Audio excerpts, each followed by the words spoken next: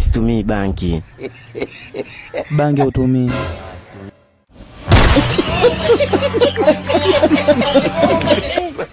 Sasa mimi blaza, mimi waniambia niende chooni. Kweli nimeenda chooni kule. Lakini pale juu ameandika choo cha wagonjwa. Nikasema mimi kwani naumwa? Ngoja niende nje nikojoe. Ndio nimekuja kukojoa hapa. Hapo ndio ulipokuja kukosea. Blaza, yani wewe haunaga akili. Yaani na tumbo lako wewe huna akili, kichwa chako kikubwa hakina akili.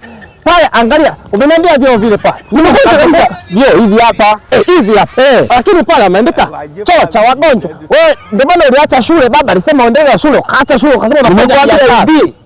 Hili eneo ni kwa ajili ya wahudumu wa humu ndani wote.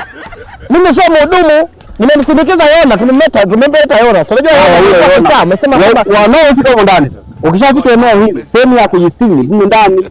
Sio kuja kuleta magonjwa huko nje, nyie ndio mnasambaza magonjwa. Yaani wewe unataka na mimi niwe na kichaa kama cha Yona. Yona tumemmeta mgonjwa na kichaa tumemmeta hospitali. Cha kwanza umekuja kuelewa kwenye eneo la watu, umekuja kwenye eneo la watu. Wanatupiga faini hapa. Watu gani? Cha pili, hapo unaeneza magonjwa na itoshe ile ndugu yetu akijamaliza kulipa bili za huko ndani. Sasa hayo ndio kuja kuyafanya hapa. Kama watakuwa wamekuona, ili nitalikuta wewe mtakuachia. Na kama hawajaliona, sisi tu ondoke kabisa hapa ili wasije katukamata. Sikiliza blaza. Mimi sawa. Mimi blaza nina akili sana. Yaani katika wasafu wasomi, mimi msafu namba 1 blaza. Ndio maana ulikimbiaga shule. Pale mimi wameandika wagonjwa. Mimi nimegoma kukojoa kwa wagonjwa, siwezi kupata kichaa kama Yona. Sasa ili kuondoa kesi, mimi naondoka, utakuja na Yona wako, mmebebana, mtanikuta mimi nyumbani nimeshaondoka. Ili utasema kwamba mlia aliyekojoa ameondoka. Kweli familia hii ni maumivu kabisa kabisa. Sasa mtu mwenye akili tunapokuja na mgonjwa hapa, bila kwenda kukojoa ndani, mmoja kukojoa hapa nje.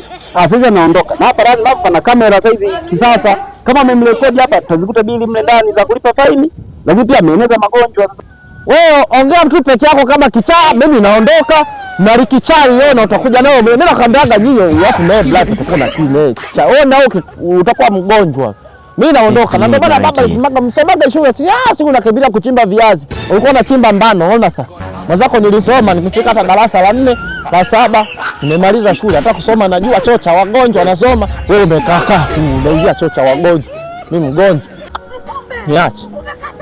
Kazi kweli. Yaani familia yote ni ya moto. Hiyo nakatusumbua tunahangaika tunaleta hapa hospitali. Unaona anakuja kufanya mambo mengine ambayo haifiki kabisa. Hospitali hapa wamejenga hospitali iko vizuri, vyo viko safi, huduma zote zipo. Yeye anakuja kujua nje kweli. Si waulize hawa.